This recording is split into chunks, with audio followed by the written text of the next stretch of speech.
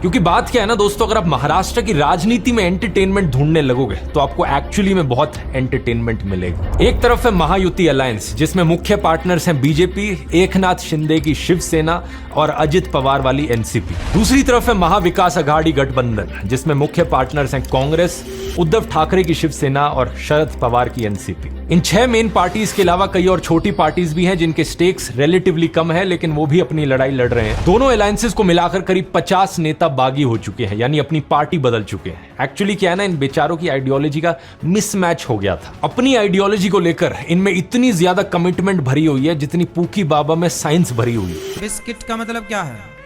Whisky kit, जहर की kit.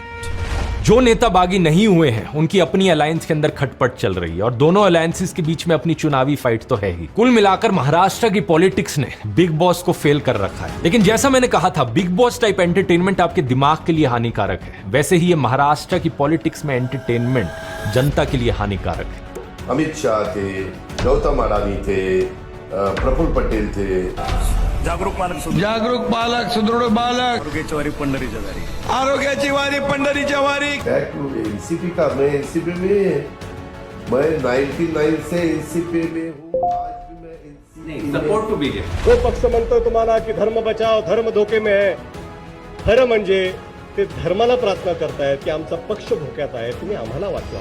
इस राजनीतिक सियासी सर्कस का असर यह हुआ है कि जनता के जरूरी मुद्दे गए भाड़ में। जनता के जरूरी मुद्दों को लेकर कोई फैक्ट्स, फिगर्स, कोई डिटेल्ड रिपोर्ट्स कुछ भी मीडिया में नहीं दिखाई जा रही हैं। अलग अलग पार्टियों के मैनिफेस्टो में जो वादे हैं उनकी फीजिबिलिटी एनालिसिस की बात कोई नहीं कर रहा है। क्या ये वादे सही में पूरे किए जा सकते हैं या फिर ये सिर्फ चुनावी मौसम के जुमले हैं? क्या इन वादों को अचीव करने का कोई सॉलिड प्लान किसी पार्टी के पास है? इसलिए कह रहा हूं कि एंटरटेनमेंट के लिए फिल्में, वेब सीरीज, नाच गाना देख लो, लेकिन राजनीति में मसाला मत ढूंढो। नेता आपस में लड़ रहे हैं, उन्हें लड़ने दो, लड़ने दो, मरने दो, कटने दो। आप अपने मुद्दों को ढूंढो कि रोजगार मिलेगा या नहीं, किसी कंपनी से चंदा लेकर उनकी खराब दवाई तो पास नहीं करा दी जाएगी, औरतों के लिए सुरक्षा होगी या नहीं, किसी अमीर बाप का बेटा अपनी पोर्शे की गाड़ी किसी के ऊपर चढ़ा देगा तो उन्हें जस्टिस मिलेगा या नहीं, महंगाई पर लगाम कसी जाएगी या नहीं, किसानों के जीवन में हरियाली आएगी या नहीं।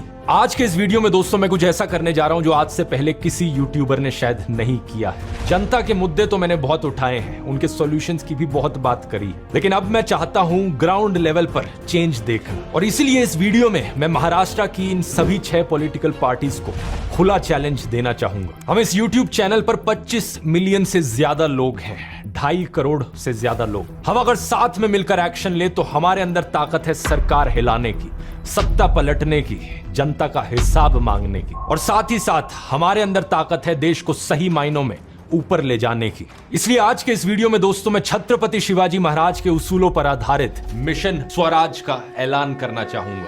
जो भी पॉलिटिकल पार्टी इस मिशन को स्वीकार करेगी, हम उन्हें हाईलाइट करेंगे एग्जैक्टली क्या वो सॉल्यूशंस हैं जिनको इंप्लीमेंट किया जाना चाहिए महाराष्ट्र में सही मायनों में डेवलपमेंट देखने के लिए, जनता का विकास होते हुए देखने के लिए। आइए डिटेल में समझते हैं और फिर काम पर लग जाते हैं इस सपने को हकीकत बनाने के लिए।